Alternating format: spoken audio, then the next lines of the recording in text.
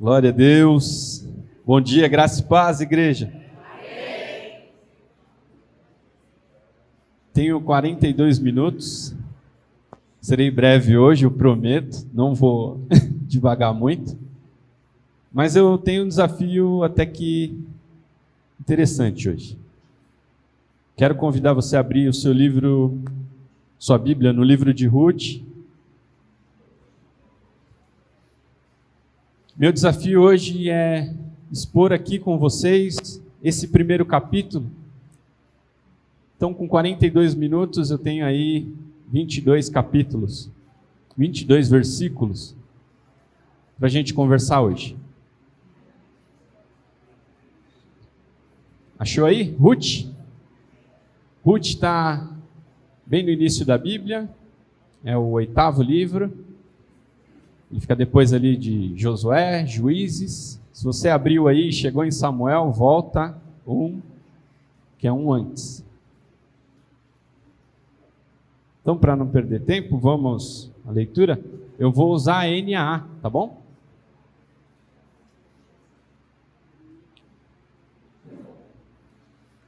Porque senão vai ficar muito diferente. O texto é o mesmo, porém as orações são diferentes.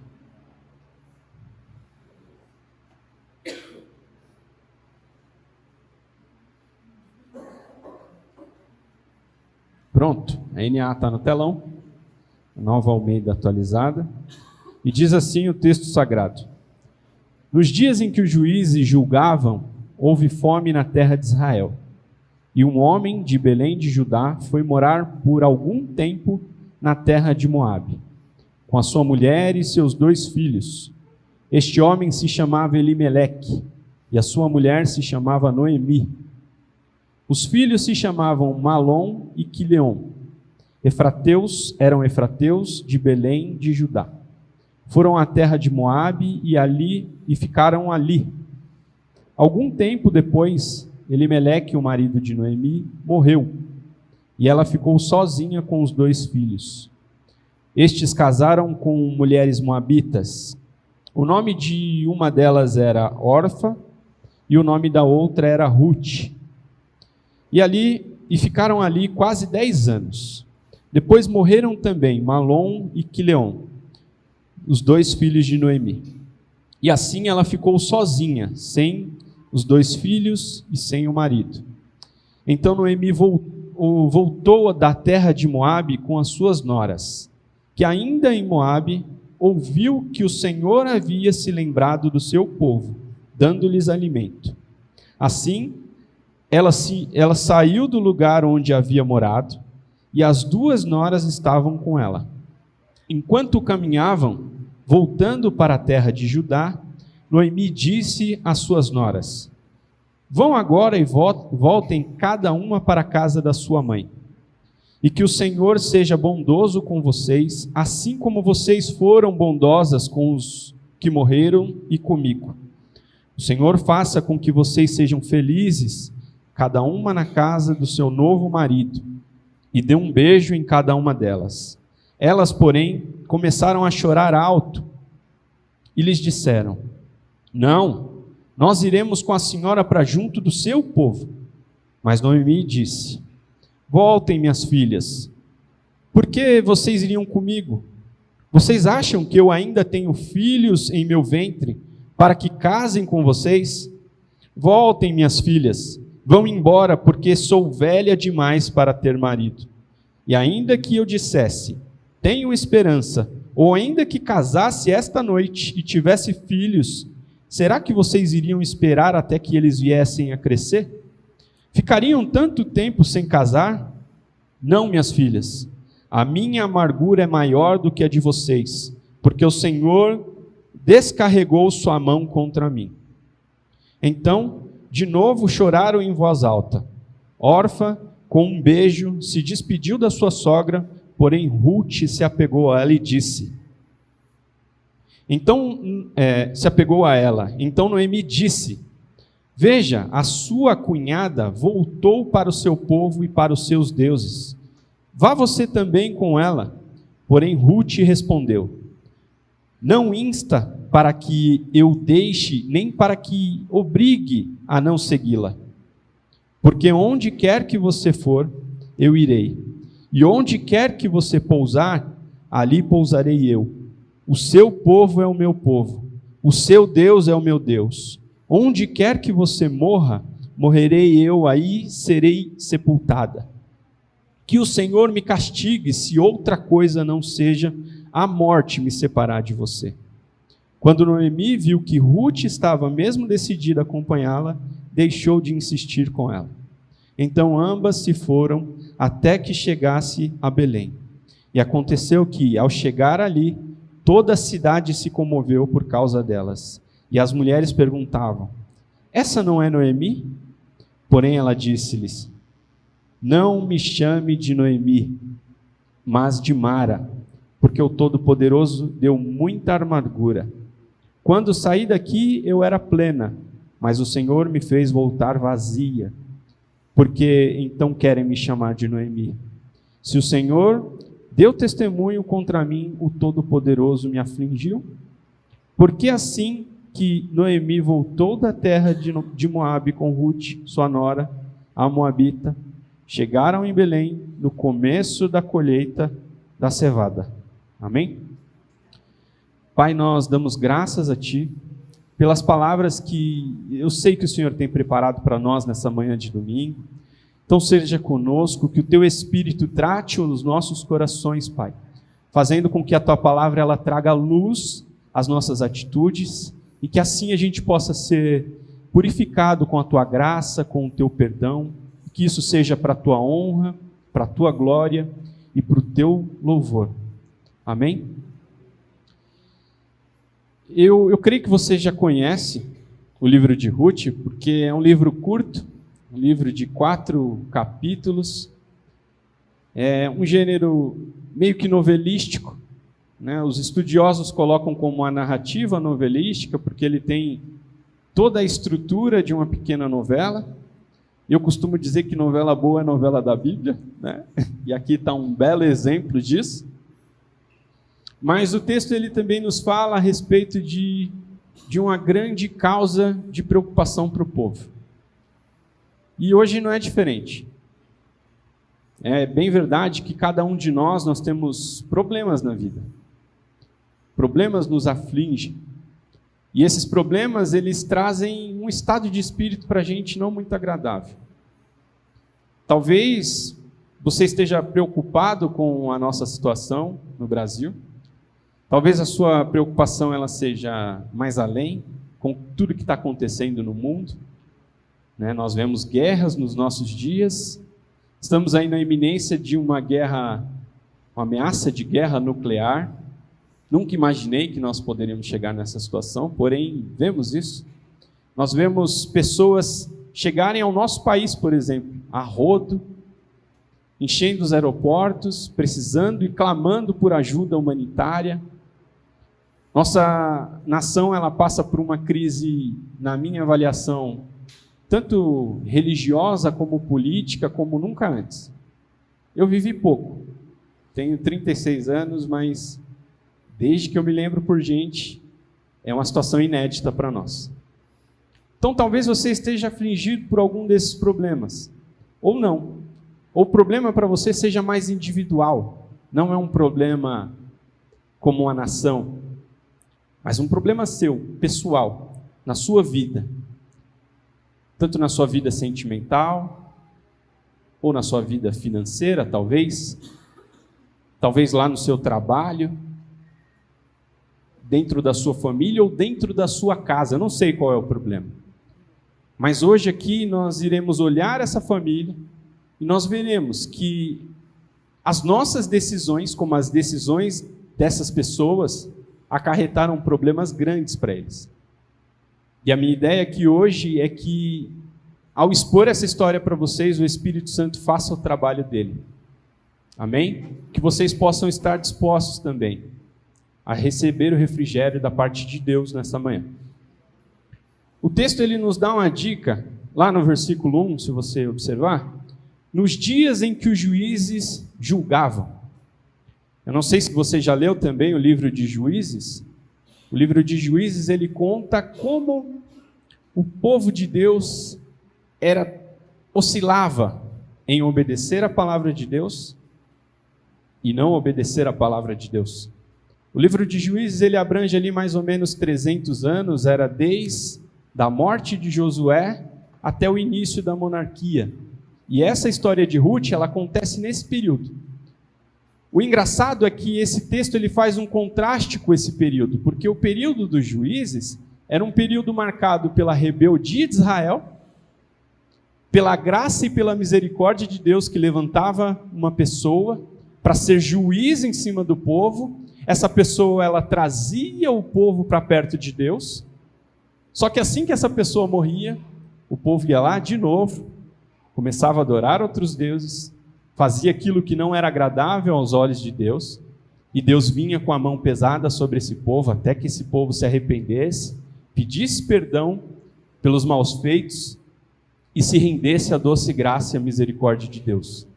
E aí, novamente, Deus levantava um homem dentre o povo, uma mulher, e esse homem seria juiz sobre a nação de Israel novamente. Ele fez isso durante 12 vezes, para você ter ideia. Só que no livro de Ruth a gente vê que parece outra coisa. É uma situação, mas é uma situação pontual com uma família. Porque apesar de o povo de Israel nesse período viver essa oscilação com Deus, aqui o negócio parece ser mais particular. Porque continuando no verso 1, houve fome na terra de Israel, e um homem de Belém de Judá foi morar por algum tempo na terra de Moabe, com a sua mulher e os seus 2 filhos. Você percebe que não houve um êxodo?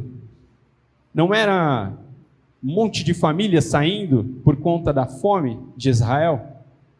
Porém, era esse homem tomando essa decisão de levar a família para uma terra estrangeira. Então é mais particular aqui. Eu não sei se você sabe também, mas o significado de Belém, no hebraico é Bethlehem, que é a casa do pão. E o texto ele faz essas jogadas, por isso que é um texto muito bonito, que ele diz que havia fome na casa do pão. Não tinha pão na casa do pão. E aí, por conta dessa fome, esse homem, Elimeleque, ele toma essa decisão de pegar a família dele e ir para outra terra. Outra curiosidade também é que a cidade de Moabe, a terra de Moabe, dá para se ver aos montes ali de Belém.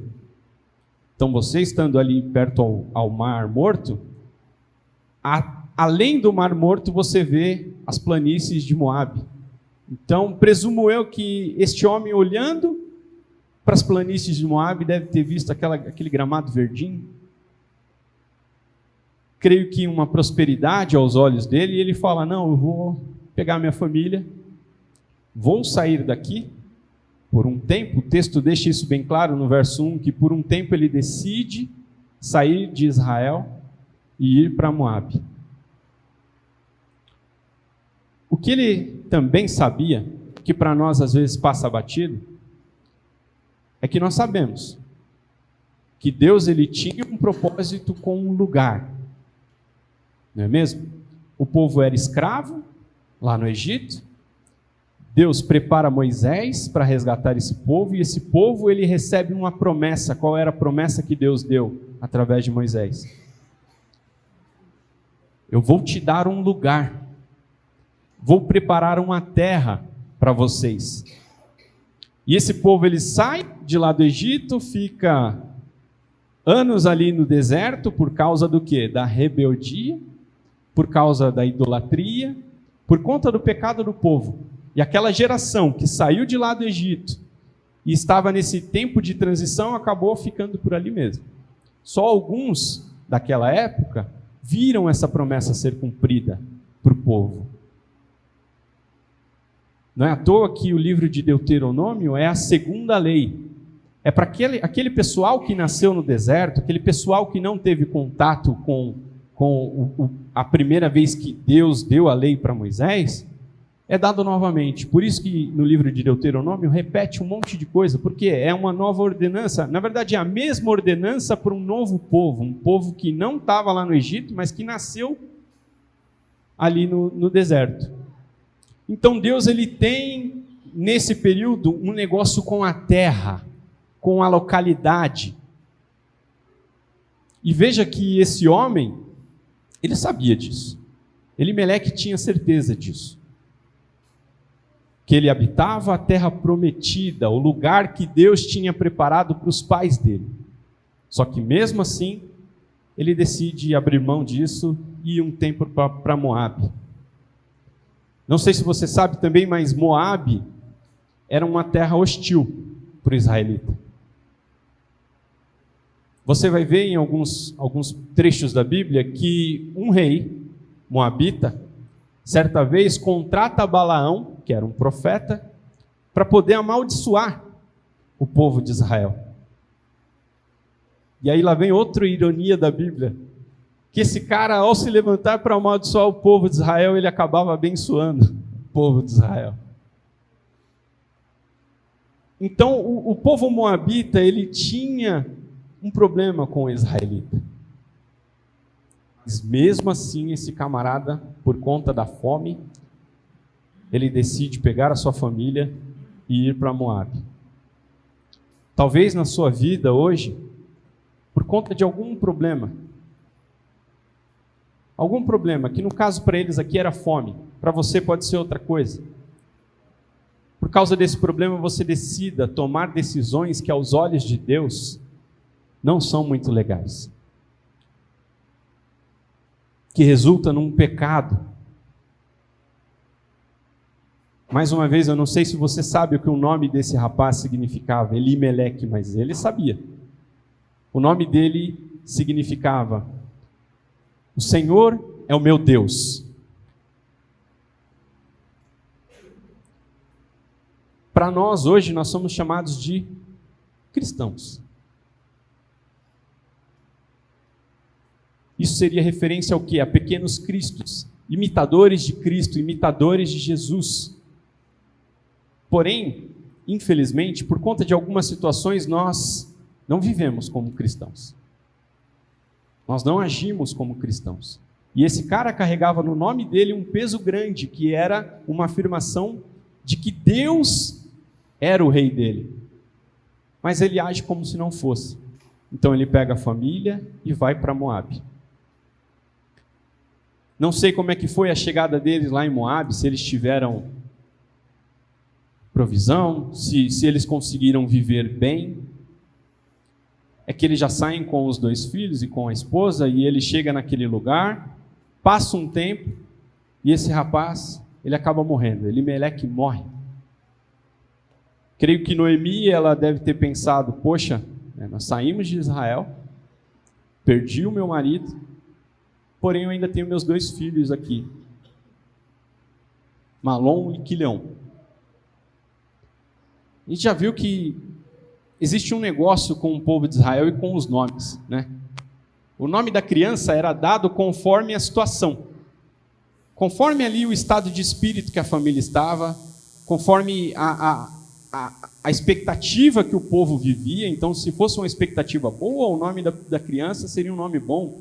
Acho que quando Elimeleque nasceu, a família dele estava em pleno vigor ali na presença de Deus, porque o nome dele era: o Senhor é Rei. Já o nome dos filhos, Malom e Quileon, é algo como doentinho, fraquinho, Malom. E Quileon é raquítico, mirrado. Então a gente vê que mesmo em Israel a situação já não estava boa. Só que ela continua com esses 2 filhos. Estava viúva, porém os 2 filhos poderiam ajudá-la. E esses 2 filhos, eles casam com 2 moabitas. Uma órfã e a outra Ruth. Não sei se você sabe também o que significa órfã, engraçado. Órfã significa, literal, mulher de pescoço duro. É uma mulher rígida, sabe? De duras cerviz, não se dobra. Cadê o Flávio? Ufa, Josi. Te amo, Josi. Mas era uma mulher forte, brava. Acho que até ele deve estar pegando um discipulado com a Josi de vez em quando.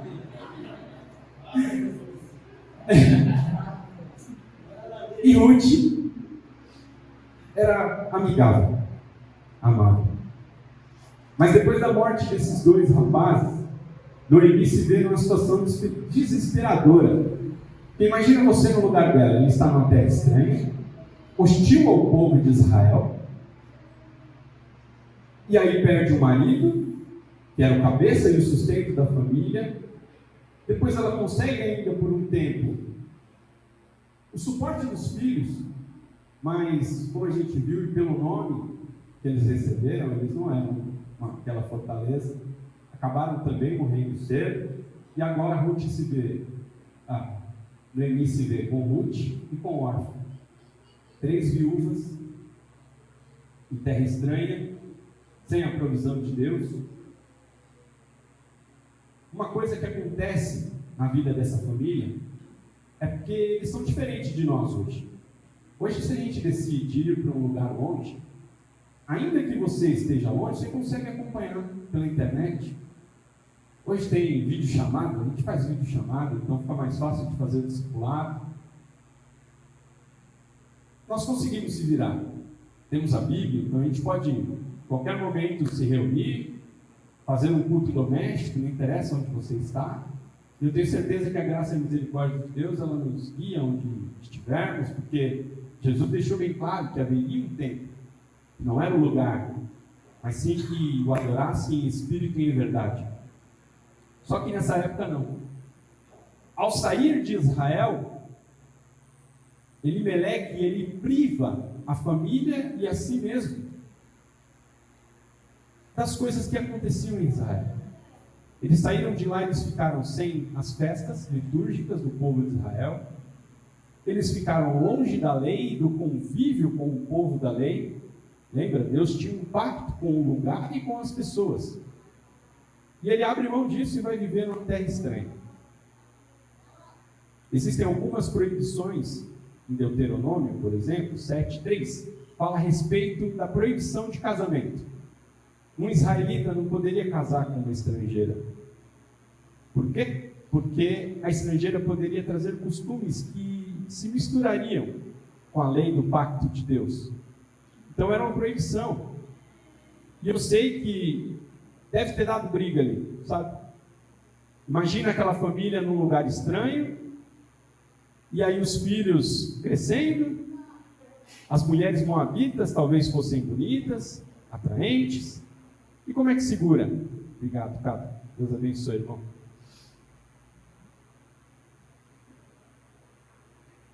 Como é que segura 2 jovens nessa situação?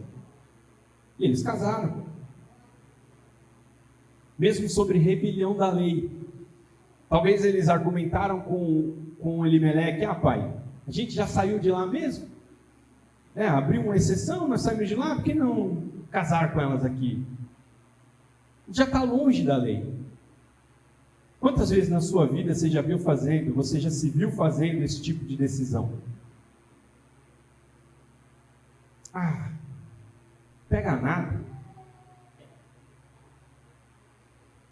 Eu ia usar uma expressão aqui, mas é muito feia, vai ficar na internet, eu não vou usar.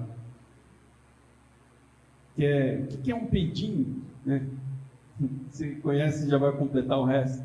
Para quem já está todo estrupiado, não é mesmo? Só sei que a situação dessas mulheres e a situação dessa família, ela se complica muito referente a isso.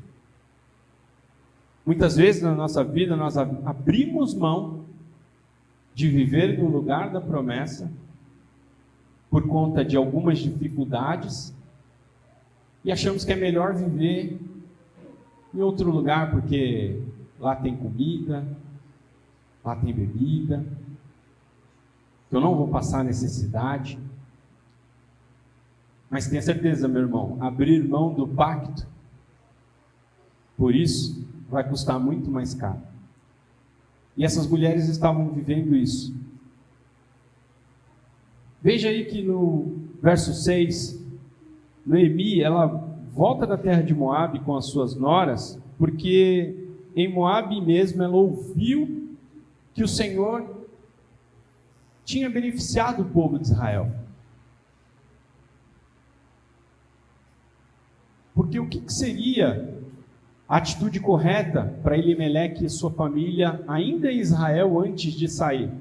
Era, poxa, se nós estamos vivendo um tempo ruim, lembra lá como é que era no livro de Juízes? O povo pecava, mas se o povo que chama a Deus pelo nome, eles se arrependessem, e eles orassem, e eles se achegassem a Deus, Deus ele ia ter misericórdia, ia trazer o renovo, ia com a sua graça e com a sua misericórdia ajudar aquele povo. Mas não, eles não fizeram isso.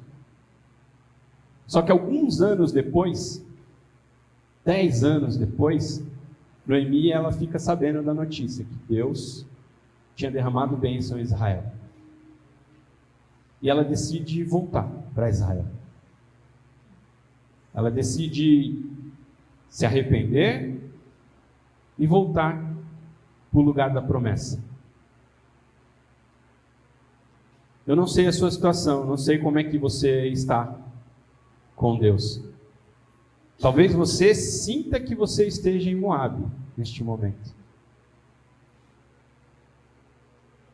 Mas eu te diria, volta para o lugar da promessa. Volte para o lugar onde Deus será favorável para você. E ela toma essa decisão, eu vou para lá, eu vou voltar. Só que quando ela decide voltar, ela tem 2 malas com ela. Ela tem ali Orfa e Ruth, 2 mulheres moabitas. E cá entre nós, mulher moabita é problema. Mulher moabita elas seriam recebidas em Israel tão bem quanto um leitão à pururuca com uma maçã na boca. Sabe aquele leitão inteiro assim, que ele é assado com uma maçã na boca? Você já viu esse leitão? Aí eu pergunto para você, judeu come porco? Então elas seriam bem recebidas lá, tão quanto uma feijoada, um prato de feijoada, um sanduíche de presunto. Elas não seriam bem recebidas na terra de Israel. Noemi chega a apelar para a lei judaica que dizia que se houvesse um falecimento numa família, o irmão mais próximo deveria assumir a família do irmão que faleceu. Para quê? Para continuar a descendência. E isso estava na lei. A lei do levirato. E ela chega a usar essa figura para falar para as 2. Poxa, mas vocês vão me seguir, porque a gente vai voltar para a terra de Israel. Vocês não vão ser bem recebidas lá. A única maneira de vocês casarem na terra de Israel, presumo eu que elas eram jovens, e Noemi já não. Noemi fala, era se hoje eu tivesse grávida. Mas já passou o meu tempo. Eu não tenho como dar filhos. E ainda que eu tivesse um marido nessa noite e pudesse engravidar, vocês iam esperar a criança crescer para depois se tomarem como marido? Fica aqui. Fica aqui. Só que elas choram. Elas choram em alta voz. Não sei se você lembra da origem do povo moabita. Uma grande dificuldade para uma igreja que decide pregar a palavra, livro por livro, versículo por versículo, é que em algum momento você vai entrar em um assunto que para debater com a igreja é meio complicado. E eu presumo que esse capítulo 19 de Gênesis é um desses episódios. Porque eu não sei se você lembra, quando Sodoma e Gomorra é destruída, Ló e sua família saem, e a mulher de Ló, ela cai na besteira de sentir saudade do lugar proibido, e ela olha para trás, o que acontece com ela? Ela vira uma estátua de sal. E aí, assim como aqui, no tempo de Juízes, o refrão que o livro de Juízes traz é que cada um fazia aquilo que era agradável, aquilo que era reto aos seus próprios olhos. As duas filhas de Ló têm essa mesma ideia. E eles saem dali, depois da mulher ter virado pedra de sal, uma estátua de sal. Eles vão morar numa caverna e a irmã mais velha olha para a irmã mais nova e fala assim: olha, não tem homem aqui. E eu acho que elas pensavam que Deus tinha destruído toda a terra. E elas decidiram tomar para elas a responsabilidade de dar uma solução para aquele problema. E elas disseram: não, nesta noite nós vamos dar vinho para o nosso pai. Quando o nosso pai ele for dormir alegre, eu vou lá e eu me deito com ele. E assim a menina mais velha fez. E ao deitar com seu próprio pai, ela engravidou. E como era o nome dessa criança, você lembra? Moabe. É um texto complicado para se expor. Mas essa é um dos exemplos do que acontece quando eu e você, nós tentamos agir da maneira que nós achamos que é correto e não confiamos no Senhor. O que nós vimos aqui é que toda essa desgraça que acontece na família de Noemi é por conta deles fazerem aquilo que é reto aos olhos deles e não confiarem em Deus. Ao invés de sair da terra prometida, eles deveriam ter se ajoelhado, jejuado, pedido perdão a Deus, rasgado o coração, e eu tenho certeza que Deus viria com a graça, com a misericórdia dele e traria uma solução de alguma forma. Porém, eles tentam fazer isso. E aí, com a origem desse povo, você acha que essas duas mulheres seriam bem recebidas em Israel? De maneira nenhuma. De maneira nenhuma. Noemi, novamente, argumenta com elas, dizendo: não tem como vocês irem, é melhor vocês voltarem para a casa dos seus parentes, dos seus pais, e casarem de novo. Em Israel, nenhum homem de Israel vai fazer o que meus filhos fizeram. Era isso que ela estava dizendo. E aí Orfa acha que isso é justo, e ela decide pelo caminho mais fácil. E aqui dá um contraste sobre o caminho do crente. Vocês já conhecem a história. Existem dois caminhos, um caminho largo e um caminho estreito. Orfa aqui, ela decide o caminho largo, aquilo que era mais fácil para ela. Então, você vê que daqui para lá o texto não cita mais o nome dela, ela sumiu da história. E ela voltou para a casa dos seus pais. Talvez tenha casado, talvez tenha vivido uma vida boa, porém uma vida longe das promessas de Deus. Meu irmão, quando nós decidimos tomar um caminho que não é o caminho da vontade de Deus, talvez você não se arrebente na vida aí afora. Talvez o seu caminho ele seja tranquilo e agradável. Porém, sem a graça e a misericórdia de Deus. E aqueles que longe do Senhor experimentam das coisas boas dessa terra, é única e exclusivamente para a sua própria condenação. Porque eu tenho certeza que quando estiver frente a frente com Deus e argumentar isso, Deus vai falar: não, eu te supri. E mesmo eu te suprindo, você não quis a aliança.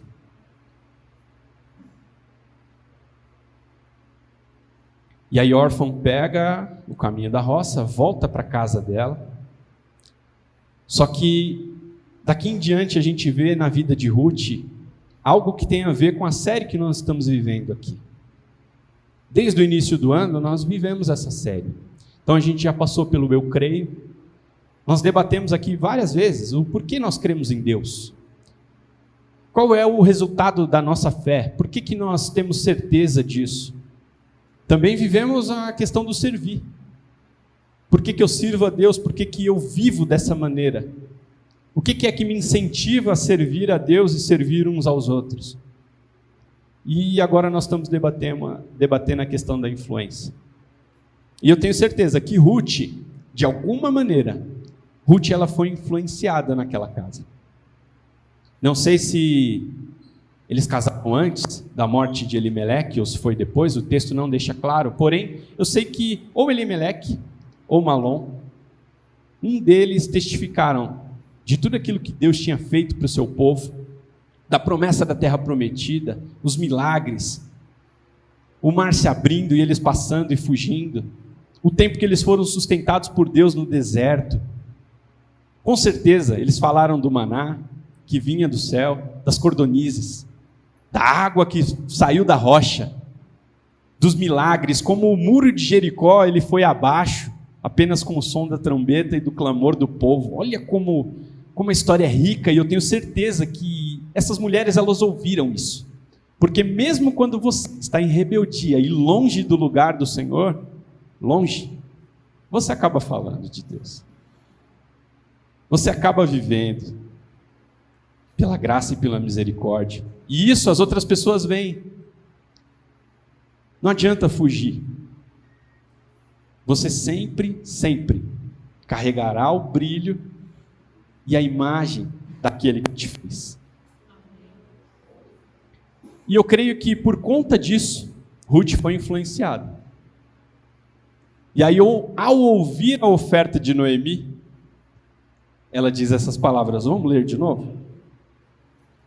No verso 16, Ruth fala: porém Ruth respondeu: não insta para que eu a deixe, nem me obrigue a não segui-la, porque onde quer que você for, irei eu. Onde quer que você pousar, ali pousarei eu. O seu povo é o meu povo, o seu Deus é o meu Deus. Onde quer que você morra, morrerei eu e serei sepultada. Que o Senhor me castigue se outra coisa não seja a morte me separar de você. O que isso é para você, meus irmãos? Isso para mim é conversão. É mudança de caminho. Olha que Noemi tinha proposto e tinha liberado uma bênção sobre a vida delas. Não, vai. Casa de novo com o homem moabita, viva uma vida plena, uma vida agradável. Eu tenho certeza que Deus ele vai ser bondoso. E nessa palavra bondoso, é uma das palavras em hebraico que vale a pena a gente entender. Que em hebraico significa hesed. Hesed é um amor pactual. É um amor que ele, independente do resultado que a pessoa que ama tem, ele continua sendo benigno. Por exemplo, imagina aí no seu casamento quantas vezes o seu esposo ou a sua esposa não ouve você, pisa na bola, e mesmo assim, por amor, você decide agir sem retaliação. Você decide agir com a benevolência, mesmo não querendo. Mas você decide. Esse é o maior exemplo do amor hesed. É um amor pactual. É um amor que só tem uma mão. É um amor de mão única. Independente do resultado do objeto amado. Independente da resposta daquele que é amado. Você continua seguindo, amando.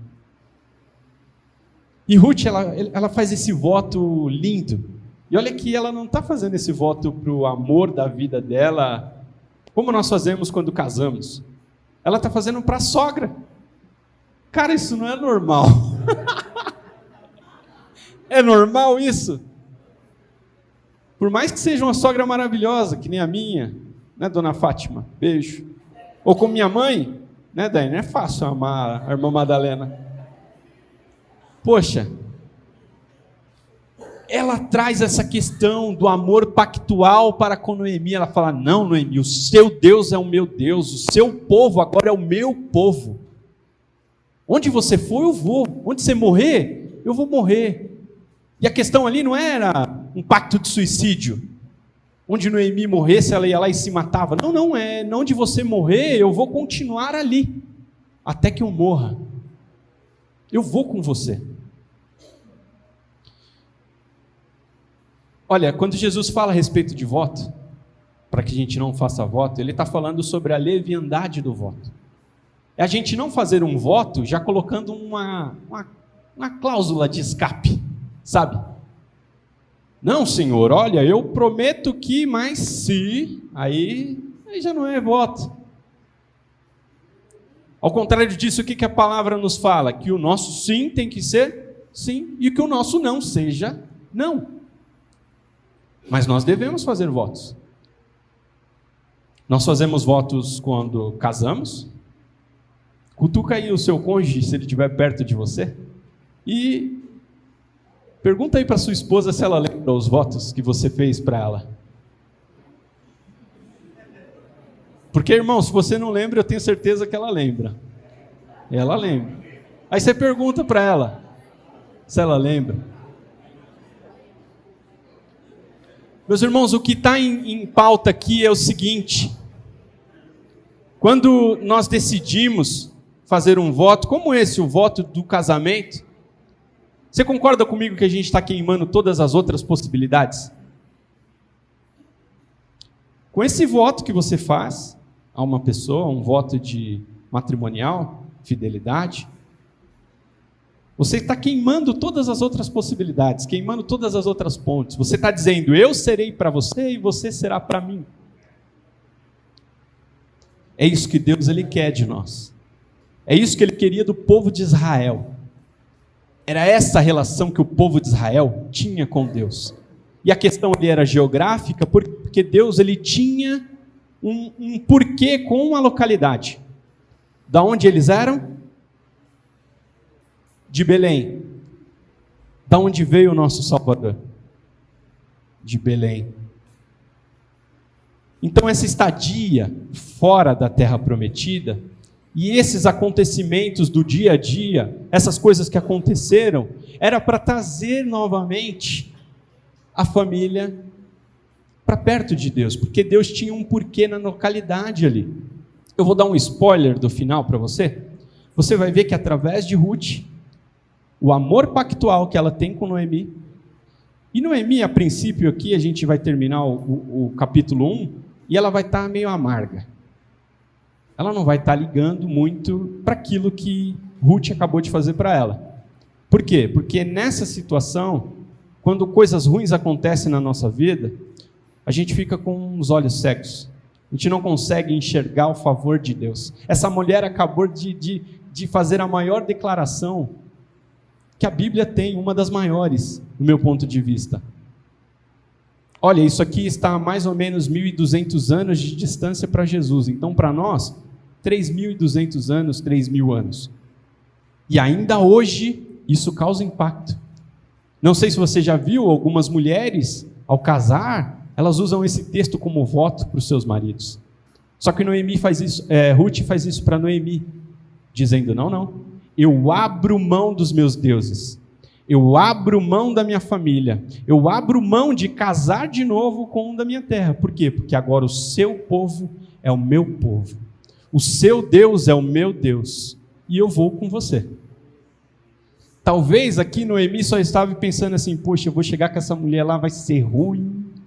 Imagina eu já, velha, viúva, solteira. Eu já vou sofrer no meio de Israel. Ainda mais com uma viúva moabita solteira, vai ser pior em dobro para nós. Mas Ruth não.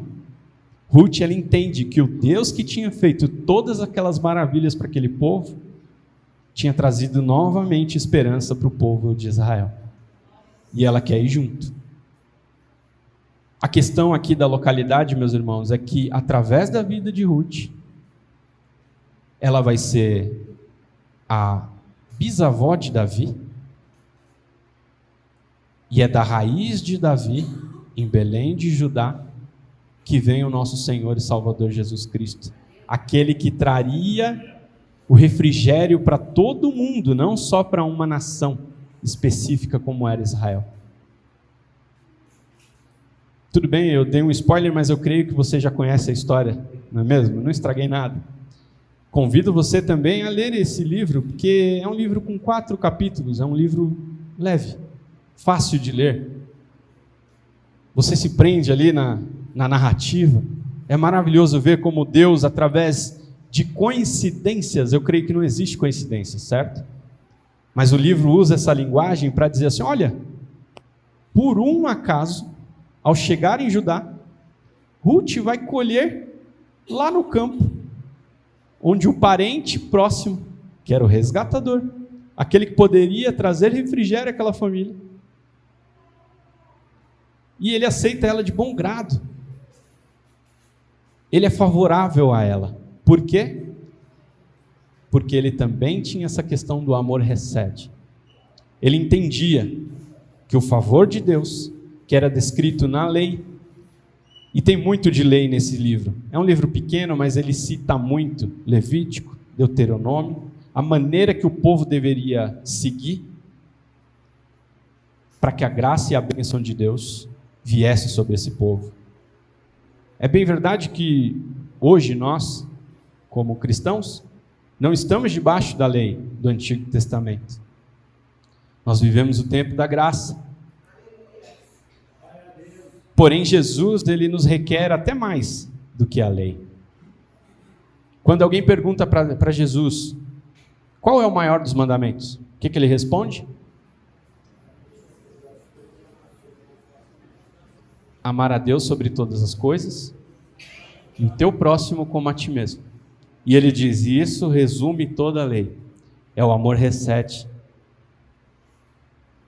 Independente do que o próximo faça por nós, a gente ama. E é com esse coração que Ruth chega até Israel. Ruth declarou a fidelidade dela para Noemi. Noemi não está dando nem importância.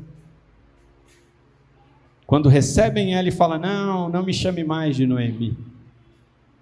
Você sabe o que significa Noemi? Significa agradável. E ela fala, eu não sou mais agradável. Me chame de Mara. Mara significa amarga. Porque ela saiu de Israel numa situação legal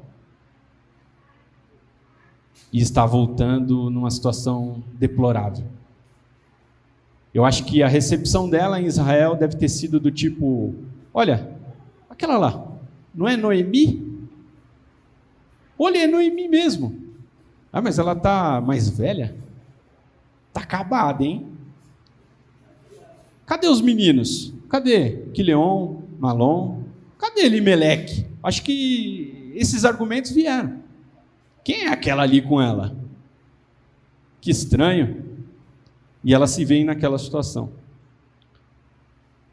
Talvez, meu irmão, você deva achar assim, nossa, voltar para o caminho de Deus, voltar para o lugar da promessa, pode ser vergonhoso, pode ser complicado, mas eu tenho certeza, ali tem refrigério da parte de Deus. É isso que Deus requer de nós. Ao errarmos na vida, nós clamarmos por perdão e por misericórdia, não nos esconder. Deveria ser o contrário. Você já reparou que no meio de nós, quando acontece uma situação de erro, de pecado, a primeira coisa que acontece é a separação. As pessoas fogem, elas se escondem, elas não querem ficar próximas. Por conta do quê? Por conta da vergonha, por conta do que vão falar. Mas a revelação para nós é que existe um lugar de refrigério, e esse lugar não é em Moabe, onde não há lei, onde não há o amor do pacto. Este lugar é em Jesus, onde há refrigério. Ele diz, vós que estáis cansados e oprimidos, vinde a mim, que eu vos aliviarei. Eu não sei se você já teve a oportunidade de sentir esse alívio que é dado por Deus. Mas enquanto eu estava estudando durante essa semana, Deus me levou numa situação muito específica da minha vida. Eu falo, não acredito como que eu lembrei disso. Mas é que tem a ver com isso e eu quero compartilhar com vocês aqui. Os meninos, se quiserem já subir. Eu tinha mais ou menos uns 7 para 8 anos, era da idade do Murilo. E eu costumava a vir para a escola e ficava na casa da minha tia, do meu tio, o resto do dia, junto com os meus primos. Eu era grudado com o meu primo Anderson, o Chinho. E eu lembro que uma vez eu estava lá no quintal dele, a gente empinava, jogava bolinha, jogava videogame, assistia a sessão da tarde, cinema em casa. Era muito bom. E um desses dias estava tendo uma obra do lado da casa dele. E eu, que nem um menino besta que não tem o que fazer, né, fiquei olhando lá os caras na obra.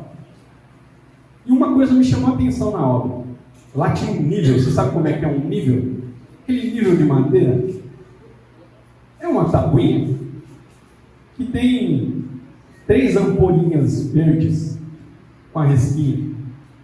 E cara, olhando no muro assim, eu vi aquele nível e eu não sabia o que era. Mas aquelas ampolinhas verdes fluorescentes me chamaram muita atenção. E era uma tabuinha velha, eu falei, meu, olha que legal aquela tábua, né? Da hora. Eu escalei o muro, desci, enquanto os caras estavam aprumando lá o muro. Você imagina já o que eu fiz, né? Catei uma marreta que estava lá de lado, irmão. Desci a marreta no nível dos caras. E tirei as 3 ampolinhas. E subi para o quintal do meu primo de novo com as 3 ampolinhas, né? E falei, olha o que eu achei, mano. Tava na madeirinha ali, da hora. E aí ele olhou e falou, o que você fez, menino? Aí eu falei, tava ali, na madeirinha velha. Aí ele, não, é ferramenta dos homens. Eu falei, ferramenta? É, ferramenta. E aí um dos caras que estava trabalhando percebeu. Meu, esse cara ficou bravo. Esse cara ficou bravo. E aí falou, moleque, você mora aí? Aí eu, não. Onde você mora? Eu moro lá na 2. Ele já meio que chorando. É a casa do meu tio. Aí ele chamou minha tia. Aí eu lembro dele falando com a minha tia falando, moço, não tem dinheiro não. Eu também não tinha dinheiro. E aí beleza, ficou acordado que eles iam esperar o meu tio chegar da feira. Meu tio trabalhava na feira. Ele chegava no finalzinho da tarde ali, umas 4 horas. E eu fiquei lá, né? E os caras bravos comigo. De vez em quando soltavam, esse moleque, e agora? Meu, foi angustiante para mim. Eu esperar ali do início da manhã até o final da tarde o meu tio chegar e ouvindo esses caras gritando do outro lado. Meu primo ficava assim para mim, eu acho que é melhor você ir embora, hein? Acho que é melhor você ir embora, porque quando meu pai chegar, eu falava, não acredito, o que eu faço? Só que como o meu pai era mais bravo que o pai dele, eu decidi ficar. Eu falei, não vou sair. Eu lembro que eu briguei muito comigo mesmo nessa questão. Eu vou para casa, ou eu fico aqui, encaro a bronca. Eu fiquei pensando, eu falei, nossa, se eu for embora, eu não vou voltar mais aqui, né, cara? Como é que eu vou voltar aqui? E depois meu tio vai me pegar de orelhada. E eu ia todo dia na casa dele. Pra você ter uma ideia que quando a gente subia para a escola, estudava aqui no Ambrósio, eu passava pela casa dele e chamava ele. E aí quando ele não subia para a escola, eu também não subia. Ficava lá. E aí o tempo foi passando. E eu lembro claramente do meu tio encostando a perua dele, era uma perua branca que trabalhava na feira. Hoje meu tio ele já não está mais conosco, o tio Olavo. Mas assim que ele parou com a perua, eu saí correndo. Eu grudei ele nas pernas assim. E aí eu comecei a chorar. E ele perguntou o que estava acontecendo. Aí eu expliquei, falei, tio, eu quebrei o negócio dos caras ali. Aí ele falou, que negócio? Aí eu falo lá com eles. E aí ele foi até o terreno, conversou com os caras. Tirou a carteira do bolso, acho que tirou na época 10 ou 15 reais, não sei quanto era. Pagou. E aí eu lembro dele voltando, assim, do terreno, dando a volta e entrando. Eu fiquei no portão de casa, ele já veio sorrindo. E aí ele falou assim: você vale mais do que essa ferramenta. E aquilo para mim foi fantástico, porque tirou o peso das minhas costas. Eu tinha ficado o dia inteiro pensando. Falei, nossa. E eu pensando, eu não vou para casa porque meu pai é mais bravo que meu tio. Meu pai não vai ter chance. Mas sabe o que é bom para nós? Nós temos um pai que é muito misericordioso. Eu não sei como é que você se sente nesta manhã. Se você se sente como eu me senti naquele dia, pesado, parecia que está carregando o mundo nas costas por conta de uma atitude minha que eu tinha feito. Mas o que eu quero te dizer é que existe um lugar que você pode se chegar a Deus, independente do que você fez. Não interessa se faz 10 anos que você está nessa. Não interessa. Você chega a Deus, confesse para Ele. Tenho certeza que Ele tem refrigério para você. Porque um dia você foi alcançado por esse amor que influencia. Esse amor recebe. E eu tenho certeza que Deus, Ele não se importa com o que você fez, a não ser, claro, que você seja sincero. Que haja arrependimento, que haja conversão, que haja mudança. E o resto Ele faz. Amém?